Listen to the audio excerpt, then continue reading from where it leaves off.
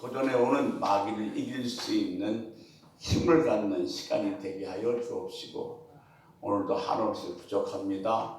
주님이 도구로만 쓰임받게 하여 주옵소서.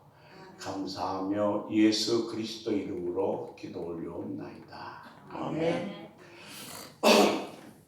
주님의 이름으로 환영하고 사랑하고 축복합니다. 아멘. 언젠가 제가 이런 말씀 한번 드린 적이 있습니다. 캄보디아에서 17년 동안 선교 사역을 했던 부부 선교사의 이야기입니다. 17년 동안 캄보디아에서 선교 사역을 하면서 어렵고 힘든 일을 이루 다 말할 수가 없지요. 그 중에서 가장 자기들 가슴 깊이 그리고 너무너무 안타까웠던 일이 하나 있다면 그것은 자기의 18살 먹은 아들이 실종된 사건이라고 그랬습니다. 차라리 결말이 났으면 괜찮은데 죽었든지 살든지 어디 있든지 알았으면 좋겠는데 아무것도 생사도 확인할 수 없으니 얼마나 가슴이 타고 가슴을 조였는지 모른다고 합니다. 그런데 얼마 좀 지난 다음에 아들이 시신을 찾았습니다. 근데 이것은 뺑소니 사고로 말미암아 뺑소니 운전사가 이 사건을 감추기 위해서 아들 시체를 도저히 찾을 수 없는 곳에 유기시킨 겁니다. 아들의 시체는 찾았고 또 장례도 치렀고, 그런데 그 뺑소니를 낸 운전사가 누구인지 알았습니다. 주위에 있는 많은 사람들이 그 운전사를 고발해서 벌을 받게 해야 된다고 이야기합니다. 그런데 이 선교사 부부가 기도하다가 내가 하나님의 복음을 전하러 이곳까지 와서 이런 일로 다른 사람을 고발해서 처벌받게 해야 할 필요가 있을까 생각이 들어서 그냥 덮기로 했답니다. 그 문제는 그 고통이 너무너무 커서 캄보디아를 떠나려고 하는데 막상 떠나려고 짐을 챙기니까 누가 제일 신날 것 같으면 사단이 제일 신나할 것 같답니다. 하나님의 복음을 전하고 사랑을 나누고 나눔을 정말 실천하면서 뭔가 이 땅에다 복음을 심으러 왔는데 그냥 돌아가는 꼴을 모습을 보면 세상 사람들이 비난을 그만두고 사단이 제일 좋아할 것 같아서 결국 떠나지 못하고 아들은 학교 한 근처에다 묻고 이 학교 사역을 계속해서 시작했다고 합니다. 그런데 그 사건 이후로 인하여 그 충격 때문인지 남편이 시름시름하다가 파킨슨 병에 걸렸습니다. 그래서 말도 어눌하고 일도 제대로 할 수 없어서 오전에 조금 나와서 조금 일하다가 집에 들어가서 온종일 쉰다고 합니다. 근데 이들 부부가 학교 사역을 시작하게 된 이유는 이 캄보디아에서 중학생만 되면 이 힌두교나 불교의 사상이 들어가서 더 이상 아이들에게 기독교를 가르치기가 상당히 어렵다는 겁니다. 그래서 아예 그 불교나 힌두교 사상이 들어가기 전에 기독교의 이 정신을 가르치기 위해서 학교 사역을 시작했다고 합니다. 이건 캄보디아에서 인정한 공식 학교입니다. 그렇다고 해서 캄보디아에서 보조를 받는 것이 아니라 한국에 있는 많은 사람들이 후원해서 엄청난 금액으로 그 학교가 운영되고 있습니다. 이렇게 어려운 가운데 17년을 견뎠는데 그에게 물었습니다. 어떻게 이 어렵고 힘든 가운데 17년을 견뎠습니까? 라고 묻자 그가 대답하기를 광야에서 아침을 맞는 것처럼 매일을 견뎠습니다. 우리가 성경에서 출애굽기 읽으면서 이스라엘 백성들이 광야에서 수없이 아침을 맞는 이야기를 들었지만은 이 선교사님 말씀처럼 광야에서 아침을 맞는 것이 실감날 수는 없었습니다. 이스라엘 백성들이 광야에서 자꾸 아침에 눈을 딱 뜨면 그들이 제일 먼저 바라봐야 될 것은 어디냐면 하늘입니다. 어제는 만나를 주셨는데 오늘도 만나를 주실까? 그것도 하루 이틀이 아니고 40년 동안 수백 명, 수천 명이 아니라 수백만 명이 아침에 눈을 뜨면 하늘을 바라보면서 하나님의 은혜를 기다릴 수밖에 없었다는 겁니다. 그러니까 매일 아침에 광야에서 아침을 맞는 그런 이스라엘 백성들의 마음으로 견뎠더니 17년이 순식간에 지나가 버렸다는 겁니다. 근데 17년을 견디면서 그 하나 배운 것이 있는데 뭘 배웠는가 하면 하나님의 돌보심이었답니다. 아무리 고난과 역경과 어려움 속에서 헤매고 있어도 하나님은 한 번도 하나님은 고기를 외면한 적이 없고 돌보시고 공급해 주시는 그 하나님을 매일 경험할 수 있었다는 겁니다.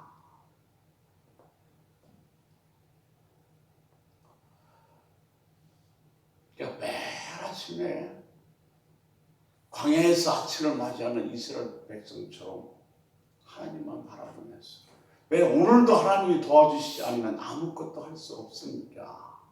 그렇게 하나님을 바라보면서 매일매일 하루를 시작했고 그렇게 살다 보니 17년이 지났고 그 17년 동안 하나님의 돌보심을 경험할 수 있었다고 합니다. 사랑하는 성도 여러분, 요즘 마치가 많이 어렵습니다. 그런데 하나님만 바라보고 견딥시다. 아멘. 하늘만 바라보고 견딥시다. 우리들이 신앙은 세 종류로 나눌 수 있습니다. 하나는 애굽의 신앙입니다. 하나님도 압니다. 성령도 압니다. 마귀도 압니다. 그런데 세상을 이길 힘이 없습니다. 광야의 신앙은 신앙생활 잘 하다가 조금 어려움만 만나면 불평하고 불만을 토하는 것이 광야 신앙입니다. 가나안 신앙은 가나안은 옥토라고 하지만 비가 내리지 않으면 아무것도 할 수가 없습니다. 그래서 광야에서 이 가나안에서는 늦은 비, 이른 비가 중요합니다. 가나안에서 늘 하늘만 보고 살아야 됩니다. 하나님이 비를 내리실까 안 내리실까. 마찬가지로 이 가나안 신앙은 하나님만 바라보고 사는 신앙입니다. 우리 신앙이 이 하나님만 바라보는 가나안 신앙이 되시기를 주의 이름으로 축복합니다. 아멘. 오늘 창세기 15장인데 15장 1절을 시작하면서 우리가 주의 깊게 살펴볼 필요가 있습니다. 창세기 15장 1절 보겠습니다. 같이 읽기도 시작. 이후에 여호와의 말씀이 잠깐만요. 이후에 돼 있어요. 그런데 이 개역적 성경에는 뭐라고 되어 있냐면 이일 후에 그렇게 되어 있어요. 그냥 이일 후에하고 이일 후에는 어떤 차이가 있냐면 이일 후에가 훨씬 더 원문에 가까운 해석입니다. 그러면 이일 후는 어떤 일을 얘기하냐면 창세기 14장을 배경으로 하고 있는 겁니다.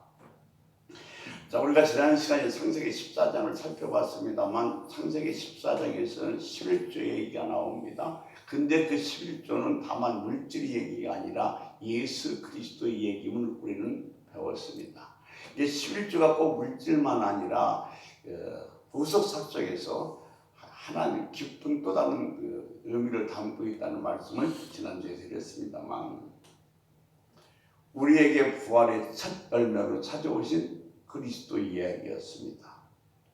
아브라함이 이 318명을 데리고 나가서 승리해서 찾아온 모든 전리품은 복이 아니었습니다.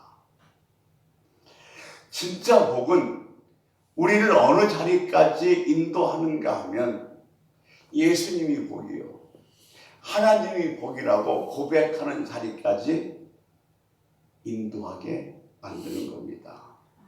바로 그 일 후에 9개 족속이 엉켜져서 소돔과 고모라 성 주위로 전쟁이 벌어졌습니다.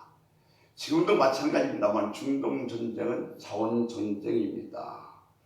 자, 아브라함이 318명을 데리고 가서 모든 전투에 승리하고 빼앗긴 모든 전리품을 다시 빼앗아 오는데 이렇게 지금 아브라함이 318명을 데리고 가서 빼앗겼던 모든 전리품을 다시 회복해서 돌아온 이후에 이렇게 15장 1절을 보면 이해하는 각도가 조금 다를 겁니다. 계속해서 읽습니다. 시작. 이후에 여호와의 말씀이 환상 중에 아브라함에게 임하여 이르시되 아브라함아 두려워하지 말라. 나는 내 방패요 너의 지극히 큰 상급이니라.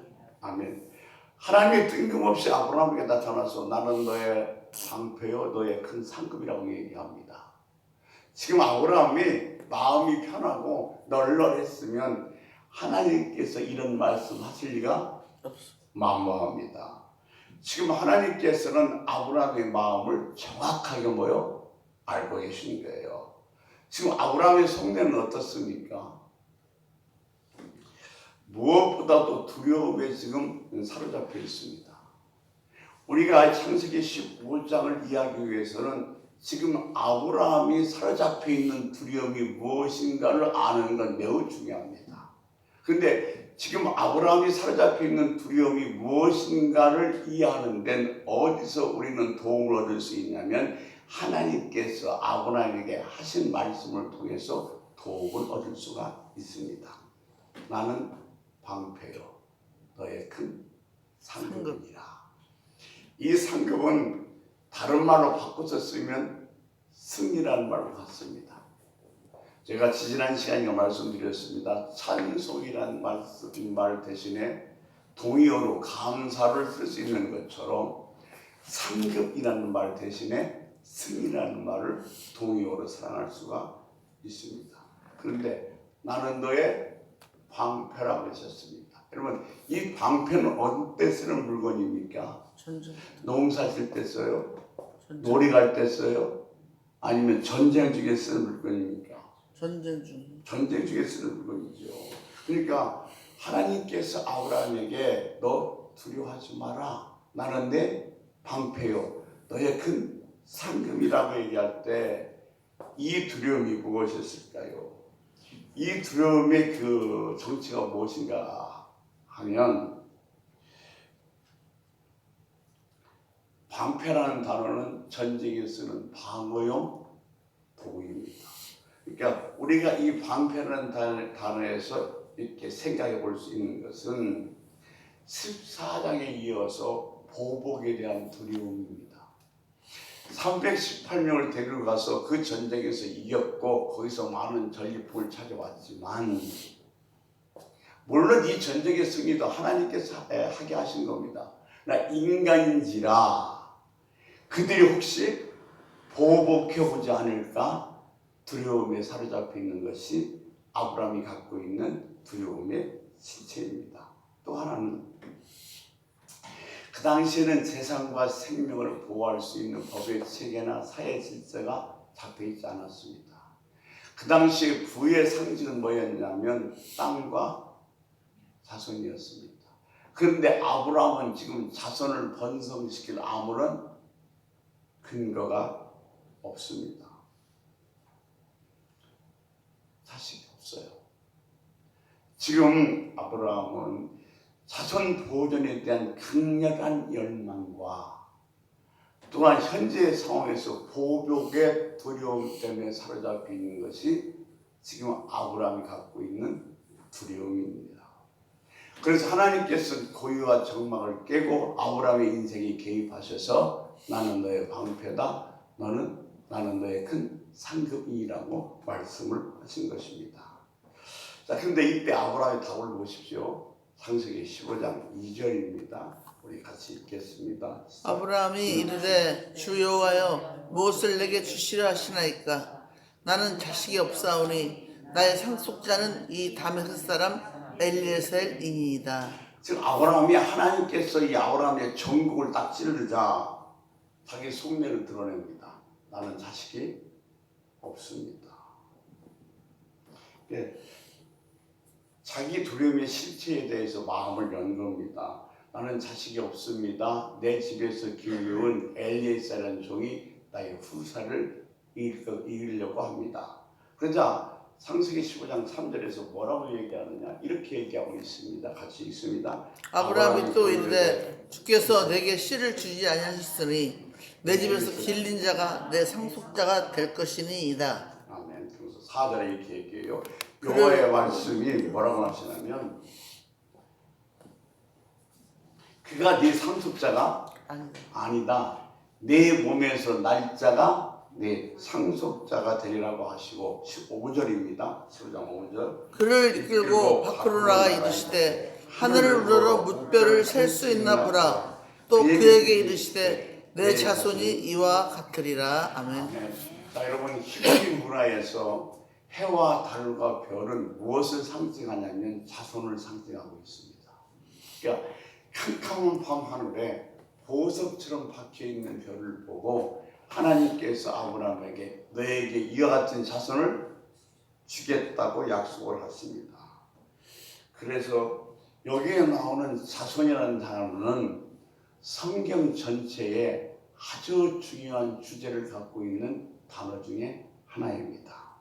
그런데 여기서 자손을, 원래 자손은 어법상 복수, 자손들이라고 써야 맞는데 창세기 12장 5절에서는 자손들이 아니라 그냥 자손이라고 썼습니다.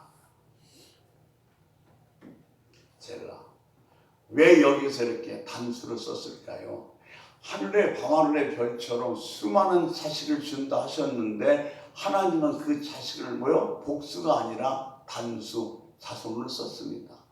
그렇게 쓰신 이유가 뭐냐면 우리는 신약에서 찾아볼 수 있는데 갈라디아서 3장 16절 말씀에 이렇게 기록되어 있습니다. 우리 같이 읽습니다. 이 약속들은 아브라함과 그 자손에게 말씀하신 것인데 여럿을 가리켜 그 자손들이라 하지 아니하시고 오직 한 사람을 가리켜 내 자손이라 하셨으니 곧 그리스도라. 아멘. 그러니까 이 약속은 아브라함과 아브라함 자손들에게 말씀하신 것인데 여럿을 가리켜 자손들이라 하지 않고 한 사람을 가리켜 자손이라고 그랬는데 그런 것 누구를 얘기하는 것이다? 예수 그리스도를 얘기하는 것입니다. 그러니까 하나님이 지금 아브라함을 어떻게 데리고 밖으로 나가서 수많은 별들을 보여주면서 네 자손이 이렇게 많을 것이다 라고 하셨는데 그것은 창세기 15장에서 바로 예수 그리스도가 오실 것을 약속하고 있는 겁니다. 10장 6절 보겠습니다. 이제 아브라함이 여호와를 믿으니 여호와께서 이를 그의 의로 여기시고. 아멘. 아브라함이 여호와를 믿으니, 믿음이라는 단어가 여기서 처음 나옵니다. 이 믿음이 생기기까지 사실은 하나님께서 아브라함을 갈대아 우르로 불러서 그에게 수많은 표징도 보여주고 때로는 그를 돌보시고 아브라함이 알든지 모르든지 간에 그를 마터에 만져주시면서 계속해서 아브라함을 설득해 오신 거예요. 이 사실은 지금 아브라함이 깨달아서 믿었다는 것이 아니라 믿음이 생겨서 믿었다는 것이 아니라 이 믿음은 하나님이 심어 주신 겁니다. 제가 지난 시간에도 말씀드렸습니다만 아브라함이 믿음이 조상이라고 한 이유는 그가 믿음이 좋아서 그런 것이 아니라 믿음이란 하나님이 홀로 설득하시고 얼마나 하나님의 은혜로 주어지는가를 아브라함을 보면 잘 알 수 있기 때문에 그를 믿음의 조상이라고 불렀던 겁니다. 믿음이 좋은 것이 아니라. 그럼 여러분, 믿음의 반대는 무엇일까요? 우리가 믿음의 반대 그러면 보통 불신이라고 생각합니다만 현실적으로 그렇게 생각할 수 있겠습니다만 믿음의 반대말은 행위입니다. 행위의 반대말은 믿음이요 은혜라고 합니다. 그러니까 우리 쪽에서 이 은혜를 좀 더 이해하기 쉽기 위해서 믿음이라는 단어를 썼어요. 그러니까 아브라함이 믿는데 여호와께서 그를 의로 여겼다는 이것은 법적으로 인정하는 거예요. 그 의로.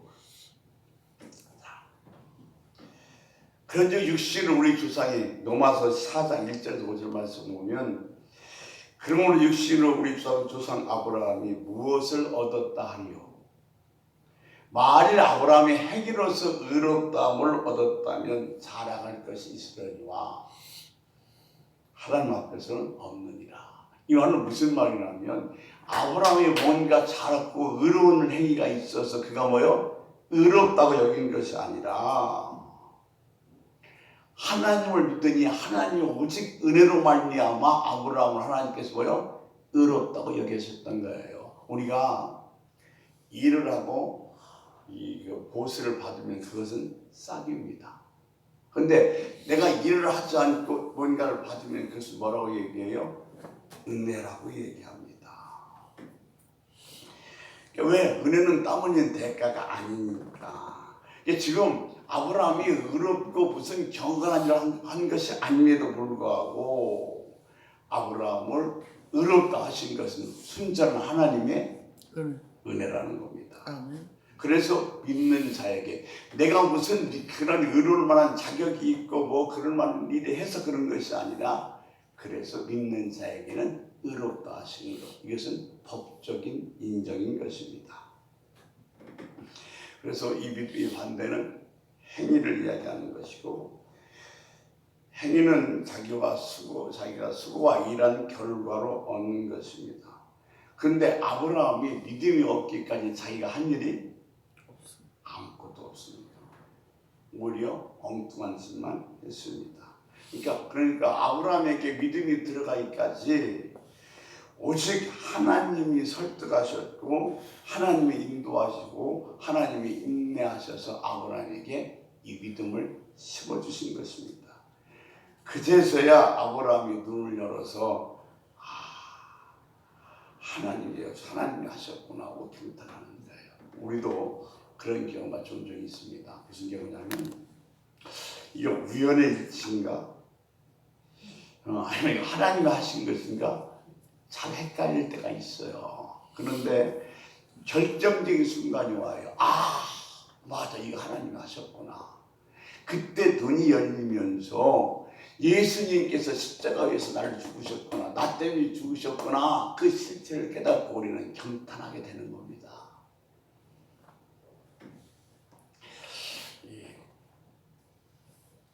멜날인가 목요일날인지 모르겠습니다만 이 두께 오신 손님 한 분이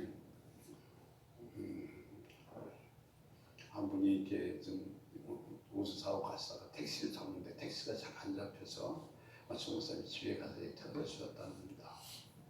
근데 그분이 고맙다고 가방 하나를 줬는데 뭐 그냥 가방 고맙다고 가방 하나 주면 그냥 뭐 몇만 원짜리 비싼 돈 10만 원짜리 정도로 생각했는데 이것은 저는 뭐 생사형이 처음 들어본 그 명품 가방 이름인데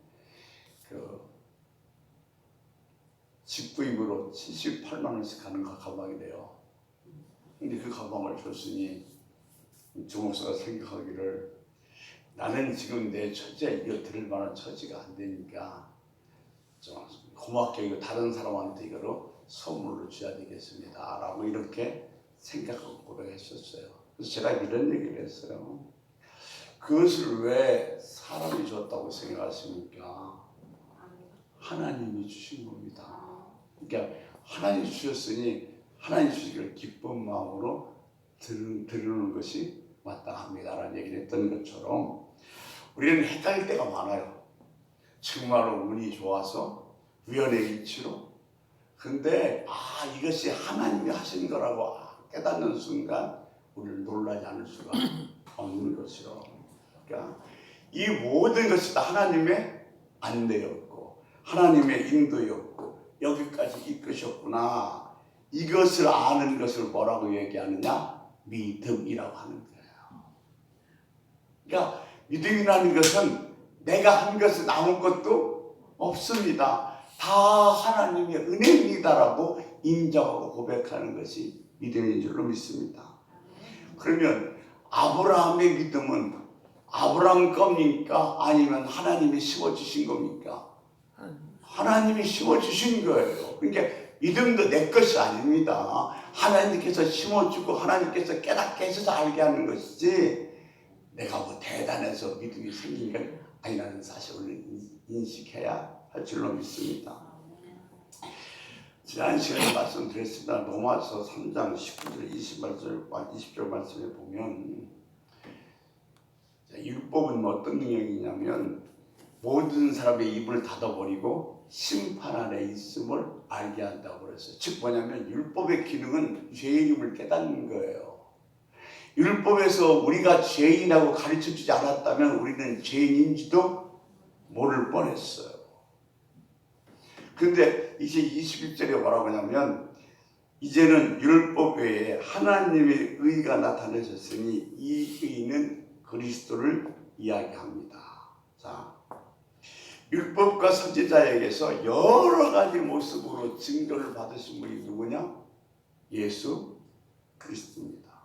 그러니까 예수 그리스도를 믿음으로 말미암아 모든 사람에게 차별이 없이 미치는 의, 이것이 바로 하나님의 의입니다. 예수 그리스도를 믿음으로 말미암아 우리에게 주어지는 의로 주어지는 의죠. 자, 창세기 15장에서 아브라함이 하나님을 믿으니 여기서 의로 여겼다는 것은 전적으로 하나님의 작업이요, 하나님의 선포요, 하나님의 성실하셨다는 겁니다. 자, 창세기 15장 5절에서는 뭘 얘기하냐면 자손을 언약하셨습니다. 그리고 7절에서는 뭐냐면 땅을 약속하십니다. 자, 자손과 땅, 즉 백성과 영토, 그리고 뭐만 있으면 나라가 돼요? 주권자만 있으면 왕이 됩니다. 세상도 백성이 있고 영토가 있고 뭐 대통령이나 총리가 있으면 그 나라가 되는 겁니다.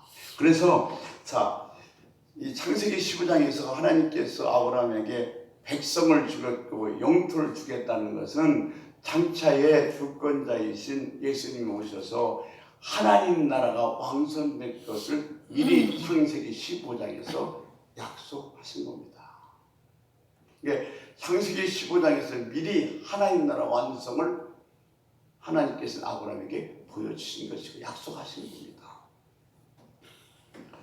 창세기 15장 8절 9절에 보면 땅을 주신다고 하셨는데 내가 무엇을 알리까라고 아브라함이 하나님께 묻습니다.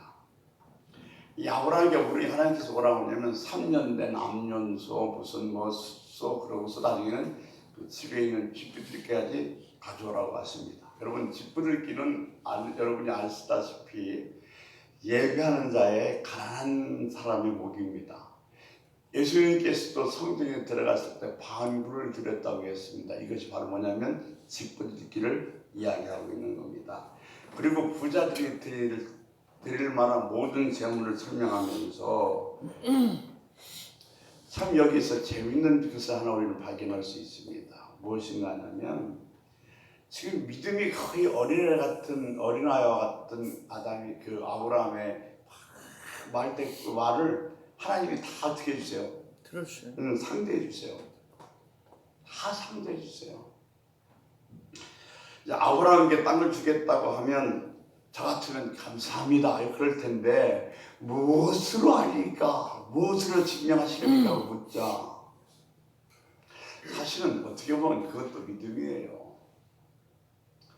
저는 이렇게 신학교 다니면서 그 당시가 저런 제 일생을 되돌아볼 때 많이 기도했던 시기라고 생각하는데 지금 되돌아보면 기도한 게 아니라 버틴 것 같아요. 하나님 앞에서 버티겠어요. 어쩌실 거예요? 하나님 버틴 것 같아요. 근데 그런 버틴 것마저도 하나님께서는 뭐요? 예면하지 않으셨더라고요. 왜? 하나님 자기 자녀인데 버틴 길들 눈을 흘리는데 어떻게 했어요? 하나님께서는 다 들으시고 긍휼히 받을 수밖에 없죠. 근데 그런 과정을 통해서 기도는 점점점 깊어지는 것 같습니다. 하나님께서 이 아브라함의 말대꾸를 다 받아주시면서 알았어, 내가 너에게 알려줄게, 내가 사인해줄게 하면서 창세기 15장 10절 11절에 이런 말씀하십니다. 같이 읽겠습니다. 아브라함이 그 모든 것을 가져다가 중간을 쪼개고 그 쪼갠 것을 마주대하여 놓고 그새는 쪼개지 아니하였으며 솔개가 그 사체 위에 내릴 때에는 아브라함이 쫓았더라. 그러니까 지금 3년 된 암소부터 가지고 와서 다 쪼갰어요. 쪼갠 것을 마주 놨습니다. 여기서 쪼갠다는 것은 뭐냐면 완전한 부귀를 얘기합니다. 이 그림을 통해서 하나님께서는 지금 아브라함에게 무엇을 말씀하려고 하냐면 네가 무엇으로 알 수 있나 그랬지? 이렇게 하자. 너든지 나든지 이 약속을 깨는 사람이 죽는다. 약속을 네가 깨든 내가 깨든 깨는 사람이 죽는 걸로 하자 그래요. 그 내려보십시오. 하나님이 죽으실 수 있어요? 없죠. 그러니까 이건 뭐냐면 약속이 지켜지나 안 지켜지나 보는 게 아니라 천지는 없어져도 하나님의 말씀은 반드시 이루어진다는 것을 이렇게 설명해 주고 있는 겁니다. 자, 그 얘기를 이렇게 하고 있어요. 창세기 15장 17절입니다. 같이 읽습니다. 해가 져서 어두울 때에 연기나는 화로가 보이며 타는 횃불이 쪼갠 고기 사이로 지나가더라. 아멘. 지나더라. 쪼갠 고기 사이로. 쪼갠 것도 분리된 걸 얘기했어요. 근데 쪼갠 고기 사이로 뭐가 들어가요? 횃불이 지나갑니다. 이것을 무엇을 의미하요? 완전한 죽음, 완전한 불의를 의미합니다. 결국 이 약속은 누가 깹니까? 아브라함이 깹니다. 그러면 아브라함이 죽어야죠. 근데 아브라함이 죽는 게 아니라 바로 하나님께서 아브라함을 통해서 말씀하신 예수 그리스도가 뭐요? 오셔서 십자가에서 대신 죽으신 거예요. 자, 그 당시만 해도 이스라엘 백성들은 국가가 될 것도 분리가 되어 있지 않았어요. 백성이 많지도 않고 영토도 없었어요. 그래서 400년 동안 이들을 어디에 집어넣겠다고 말씀하세요? 이건 애굽에 집어넣은 건 종살이가 아니라 환란이 아니라 하나님이 무엇을 튼튼한 나라를 만들기 위해서 하나님의 풍요의 역사에 이스라엘 백성들을 급히 집어넣은 거예요. 자, 출애굽기 3장에 보면 모세를 준비해 놓고 이스라엘 백성들이 죽겠다고 아우성입니다. 못 살겠다고 힘들다. 그러자 심지어는 하나님께서 뭐라고 말씀하시냐면 이렇게 말씀하세요. 너의 백성들의 고통을 내가 보고 알고 들었다. 그러면 하나님께서 이스라엘 백성들의 고통을 알고 듣고 보셔서 모세를 통해서 그들을 구원해내셨나요? 아니에요. 그들이 고통의 서거를 보내고 눈물을 흘리니까 연민이 전이 생겨서 그들을 구원한 것이 아니란 말입니다. 왜 그들을 구원하셨는가 하냐면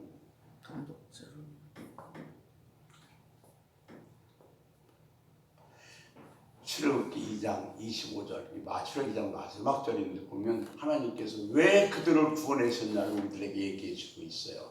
같이 읽습니다. 시작. 하나님이 이스라엘 자손을 돌보셨고 하나님이 그들을 기억하셨더라. 아멘. 하나님이 그들의 고통을 들으시고 하나님과 아브라함과 이삭과 야곱에게 세운 언약을 어떻게 하사? 기억하사. 그러니까 하나님이 이스라엘 자손을 돌보셨고 하나님이 그들을 기억하셨더라 그랬어요. 할렐루야. 그러니까 하나님의 보세요. 역사의 동기, 하나님이 이 세상을 경영하는 동기는 어디에 근거를 갖고 있나를 아는 것이 매우 중요합니다.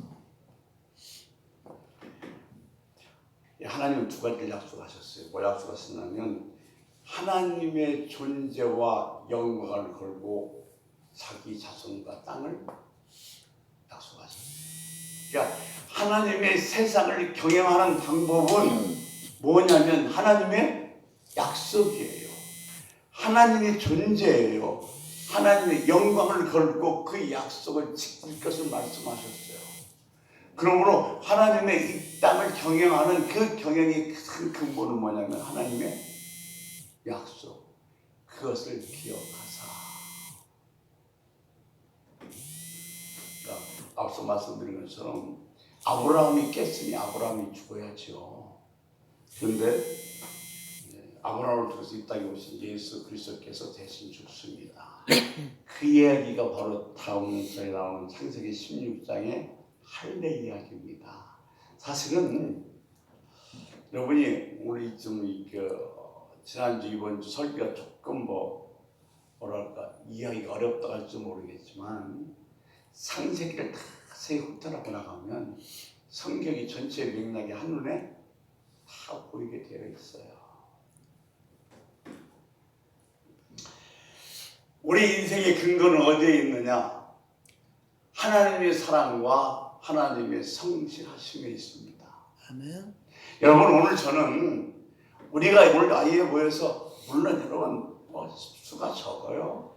그러나 적으면 적을수록 하나님께서 저에게 주는 메시지는 뭐냐면 하늘만 보라. 아멘. 하늘을 보라. 저는 그런 메시지를 받아들여요.